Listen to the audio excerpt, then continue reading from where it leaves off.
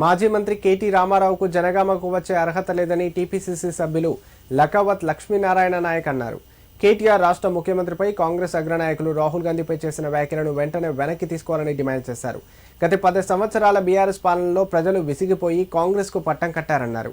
జనగామ జిల్లా కేంద్రంలో ఏర్పాటు చేసిన మీడియా సమావేశంలో ఆయన మాట్లాడారు. నేడు కాంగ్రెస్ పాలనలో ప్రజలు ఎంతో సంతోషంగా ఉన్నారని, రాబోయే ఎన్నికల్లో గెలుపు కాంగ్రెస్ పార్టీదేనని ఆశాభావం వ్యక్తం చేశారు. ఇప్పటికైనా బీఆర్ఎస్ పార్టీ నాయకులు తమ తీరు మార్చుకోవాలని హితవు పలికారు. సమావేశంలో market committee chairman Shivaraj Yadav, నాయకులు కంచె రాములు, బుచ్చిరెడ్డి, మొహమ్మద్ అజారుద్దీన్, మొహమ్మద్ గౌస్ పాల్గొన్నారు.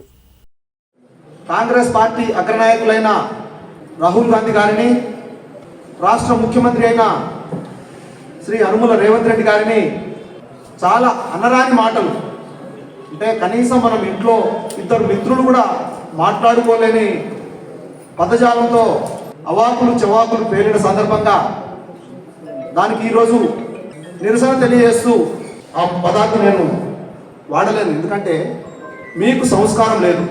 కానీ ఇక్కడున్న వేదికకు, ఇక్కడున్న నాయకులకు, పత్రికా విలేకరులకు కూడా ఒక సంస్కారం ఉంది. ఎందుకంటే మనం వ్యక్తిగతంగా మాట్లాడినప్పుడు ఏ భాష మాట్లాడాలి, నలుగురు మిత్రులు మాట్లాడినప్పుడు ఎటువంటి భాష వాడాలి, వేదిక మీద మాట్లాడినప్పుడు ఎటువంటి భాష మాట్లాడాలి, మన స్థాయి ఏంటి, మనం ఏ స్థాయి వ్యక్తులను విమర్శిస్తున్నాం అని చెప్పేసి మనం ఆలోచించాల్సిన అవసరం ఉన్నది.